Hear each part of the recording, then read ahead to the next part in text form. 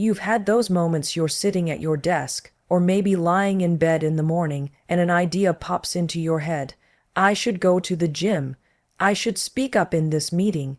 I should introduce myself to that person. It's a spark, it's clear, it's right there. And then, in less than 5 seconds, you start talking yourself out of it. I'll go later. They'll think I'm weird. What if I mess up? And just like that, the opportunity evaporates. Not because you didn't want it, not because you didn't have the ability, but because your brain stepped in and killed it before you acted. That's the science of hesitation. And the truth is, your brain is not designed to push you into action.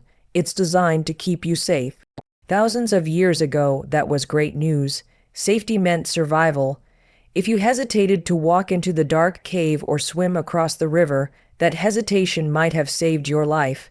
But in the modern world, that same system that once protected you is now sabotaging you. Every time you hesitate on something that could change your life, your brain interprets it as risk, and it shuts you down before you've even begun. There's a part of your brain called the prefrontal cortex that's responsible for decision making and goal setting. When you have a new idea, speak up, try something new, take a risk. That's the part that lights up. But here's the catch. If you don't physically act on that idea within about 5 seconds, another part of your brain, the basal ganglia, which controls habits and routines, starts to take over. And its main job, keep you doing what you've always done, keep you comfortable, keep you from feeling fear, embarrassment, or discomfort. That's why, if you hesitate, you fall right back into old patterns. Think about how this plays out in real life. You want to ask a question in a meeting. You think of it, you feel that quick spark, and then almost immediately, you start thinking, is this a dumb question? What if they judge me? Maybe I should wait. And by the time you've finished that inner debate, the conversation has moved on. Or maybe it's something bigger. You've been thinking about applying for a new job. You're sitting there with the application open, your heart racing, and before you even type your name, you convince yourself you're not qualified. That hesitation is the difference between where you are now and where you want to be. What's even more frustrating is that we tell ourselves it's about motivation or willpower, that we just need to feel more ready or more confident before we act.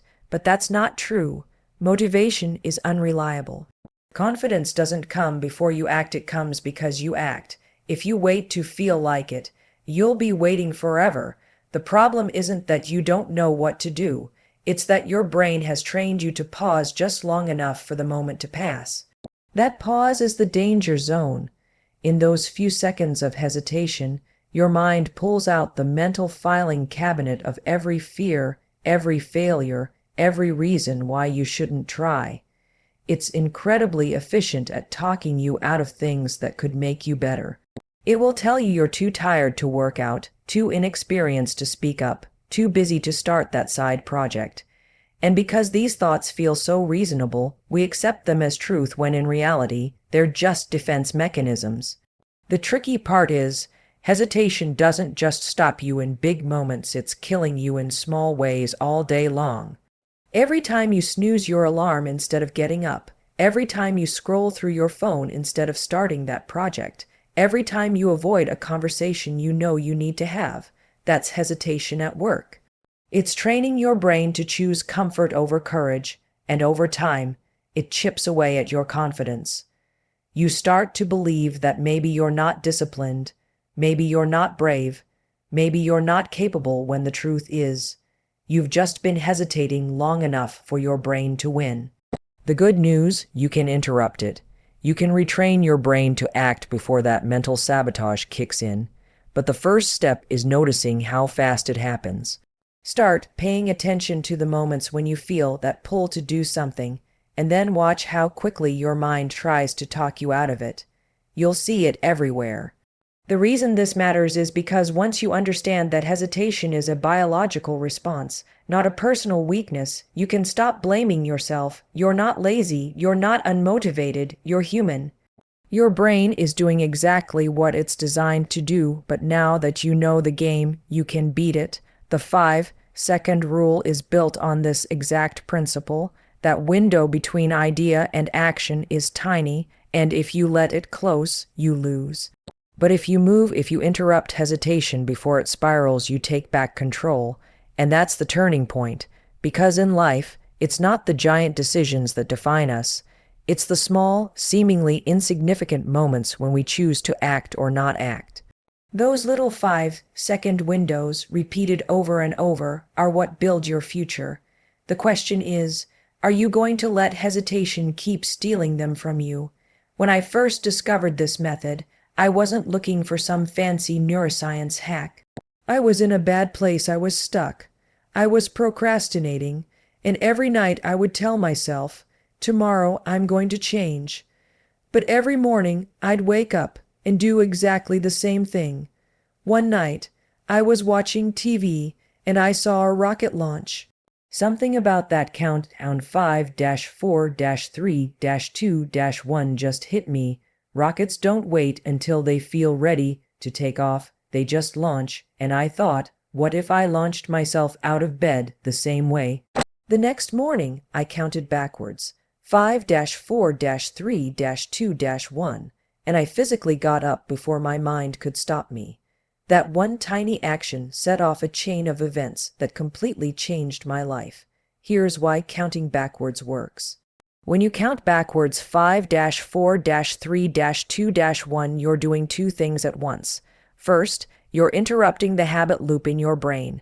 Normally, when you have an impulse to do something new, your brain starts its usual routine of hesitation, excuses, and doubt. The countdown cuts that off. It gives your brain something different to focus on, breaking the autopilot. Second, counting backwards requires focus, which engages your prefrontal cortex, the part of the brain you need for decision making and intentional action. You're literally shifting from the part of the brain that keeps you stuck to the part that gets you moving. Notice that it's backwards, not forwards. If you count 1-2-3-4-5, there's no sense of urgency. You can just keep going 6, 7, 8 and never act. But 5-4-3-2-1 is a countdown. It's decisive. It creates a finish line, and when you hit one, you move. That's the rule. You launch at one. No debate, no hesitation. At first, it feels silly. You'll think, this is too simple to work.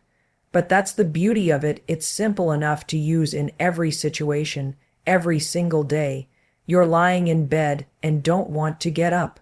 5-4-3-2-1 feet on the floor. You're about to talk yourself out of speaking up. 5-4-3-2-1 open your mouth. You're staring at the phone, afraid to make that difficult call. 5-4-3-2-1 dial the number. Every time you do it, you're teaching yourself a new habit. Act before your mind talks you out of it. This is not about motivation. Motivation is unreliable. It's based on how you feel, and feelings are constantly changing.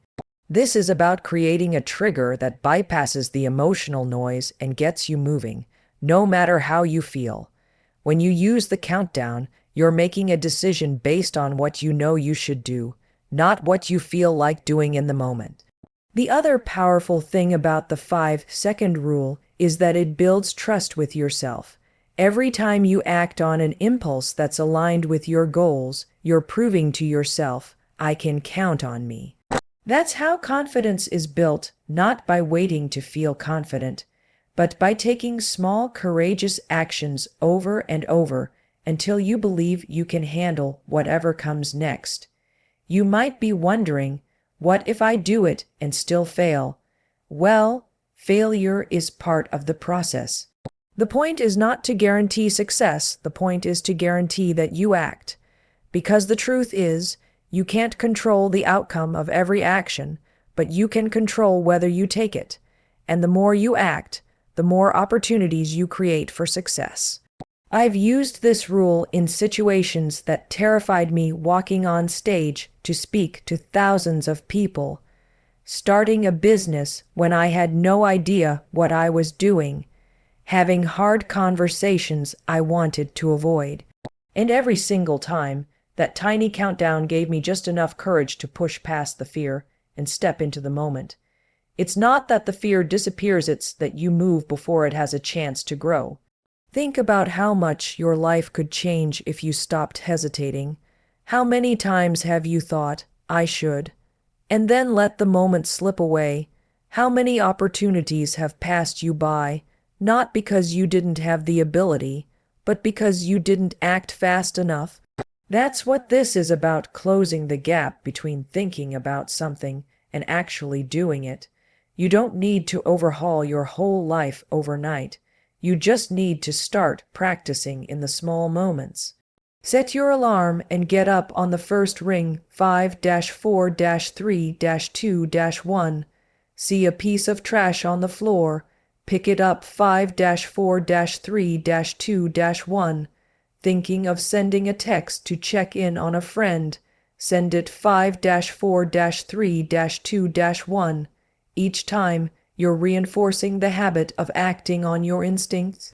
Over time, those small actions compound into massive change. It's easy to dismiss something this simple, but I want you to remember this. The gap between where you are and where you want to be is often just 5 seconds wide. If you can master those 5 seconds, you can master the art of taking control of your life, and it starts with a countdown. One of the biggest misconceptions people have about confidence is that it's something you either have or you don't. You look at someone speaking on stage, leading a team, making bold moves, and you think, wow, they're just naturally confident. But that's not true. Confidence is not a personality trait, it's a skill. And like any skill, it's built through practice. The way you practice confidence is by proving to yourself, through action, that you can rely on you. That's where the 5-second rule becomes so powerful. It's a daily training ground for confidence. Here's the truth most people don't realize. You don't feel confident first and then act. You act first and then confidence follows. Waiting to feel ready or certain before you take action is the fastest way to stay stuck. Your brain isn't designed to hand you confidence on a silver platter, it's designed to protect you. So it will always give you reasons why you should wait, why you might fail, why it's safer not to try. The only way to break that pattern is to start acting in spite of the doubt.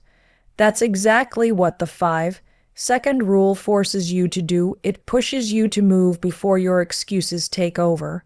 Every time you act on an instinct to do something challenging, you're sending a message to your brain.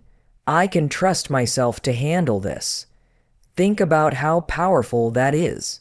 When you use the countdown and step into a moment you would normally avoid, speaking up in a meeting, introducing yourself to someone new, making a decision without overthinking it, you're building a track record of courage.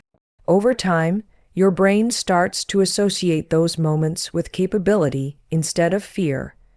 This is why some people seem to have unshakable confidence. It's not because they're fearless, it's because they've built enough reference points to know they can handle discomfort. And those reference points don't come from reading books or thinking about what you could do, they come from action. That's why the 5-second rule is like a workout for your confidence. Every time you use it, it's like doing another rep. At first, you might struggle with the weight. You might hesitate, feel awkward, even mess up. But the more reps you do, the stronger you get. Here's the other thing: confidence isn't just about how you feel in big, public moments. It's about the quiet trust you have in yourself when no one is watching. It's the way you keep promises to yourself. When you say you're going to get up early and you actually do it, that's confidence. When you commit to starting that side project and you take the first step, that's confidence. And every single one of those moments can be triggered with the 5-second rule. I can't tell you how many times I've talked to people who have used this rule to rebuild their self-worth. They were in places where they felt small, invisible, incapable of change. But they started using the countdown for tiny actions, making the bed, going for a walk, speaking to a stranger. At first, these didn't seem life-changing, but each one was a micro proof point that they could rely on themselves. Slowly, those small wins stacked up, and when bigger challenges came along, they had the inner evidence to believe they could handle them. That's the compounding effect of confidence. It's also important to understand that building confidence doesn't mean you stop feeling fear or doubt. You'll still have those moments when your heart races, your palms sweat, and your mind tells you to run the other way. The difference is, with the 5-second rule, you move anyway, and every time you do, you shrink the power fear has over you. Fear stops being a wall and starts being a signal, a sign that you're about to grow.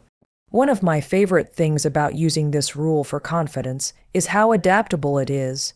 You can use it to challenge yourself socially, like joining a conversation instead of hanging back. You can use it professionally, like pitching an idea you've been sitting on. You can use it personally, like finally signing up for that class or activity you've been curious about. In every context, the process is the same. Notice the instinct, count backwards, and act. And in every context, you're reinforcing the belief that you can trust yourself to take action, even when it's uncomfortable. Think about what happens if you don't build this muscle. Every time you hesitate and back down, you're reinforcing the opposite belief that you can't rely on yourself, that you need to wait for perfect conditions, that you're safer avoiding discomfort. That's how self-doubt snowballs. But with the 5-second rule, you flip that dynamic. You're no longer the person who hesitates and misses the moment. You're the person who acts, learns, and grows. Confidence doesn't come from standing still. It doesn't come from wishing. It comes from motion, and motion starts the moment you stop thinking and start doing. That's what the countdown is, a bridge between who you are now and who you're capable of becoming. You don't need to wait for permission or a big breakthrough. You just need to give yourself 5 seconds and the courage to move. Once you understand how quickly hesitation can sabotage you, and once you've practiced interrupting it with the 5-second rule, the real transformation begins when you start deliberately applying it to every area of your life. This is where the rule stops being just a mental trick and becomes a lifestyle. It's not about waiting for big moments or life or death decisions. It's about taking that simple countdown and using it to shape your habits, your relationships, your work, and your growth every single day. Start with your health. Most of us know exactly what we should be doing: eating better, moving more, getting enough sleep, but knowledge isn't the problem, action is. The next time your alarm goes off in the morning and you're tempted to hit snooze, don't debate it. 5-4-3-2-1, feet on the floor. When you're sitting on the couch thinking about going for a walk or a workout, don't wait until you feel like it. 5-4-3-2-1, put your shoes on and get moving. Over time, you stop negotiating with yourself about the things that matter to your health, and they become automatic actions. That's how habits stick through repetition, not through occasional bursts of willpower. Then use it in your relationships. How many times have you thought about reaching out to someone you care about, but let the moment pass, or avoided a hard conversation because you didn't know how it would go? The 5-second rule can be the bridge between silence and connection. You think about sending a text to check on a friend. Don't scroll past it. 5-4-3-2-1, send it. You need to apologize to someone but feel awkward. 5-4-3-2-1, pick up the phone. Even in moments of conflict, this tool helps you step into the conversation before your fear of discomfort shuts you down. Small actions like these build trust, repair bonds, and deepen connections. In your career, this rule can be a game changer. We often hold ourselves back at work because we're afraid of being judged, making mistakes, or stepping outside our comfort zone. You have an idea during a meeting. 5-4-3-2-1, share it. You've been meaning to ask for feedback or request a raise. 5-4-3-2-1, Schedule the meeting. Want to network but feel intimidated. 5-4-3-2-1. Introduce yourself. These small moments of courage compound over time, positioning you as someone who takes initiative and seizes opportunities. In the professional world, the people who act are the people who advance. It's also incredibly powerful for personal growth. We all have things we've been putting off: learning a skill, trying a hobby, signing up for a class, starting a side project. The longer you wait, the more intimidating it becomes. But with the 5-second rule, you bypass the overthinking and just begin. You don't need to have it all figured out. You just need to take one step and then another and another. That's how big goals are achieved, not in one giant leap, but in small, decisive actions that accumulate over time. And here's the thing: the more you use this rule in different areas of life, the more you'll notice something incredible happening. You stop being a prisoner to your feelings in the moment. You stop waiting for motivation, and you stop letting fear dictate your choices. Instead, you start making decisions based on what you know will move you forward. That shift from living by feelings to living by intentional action is life-changing.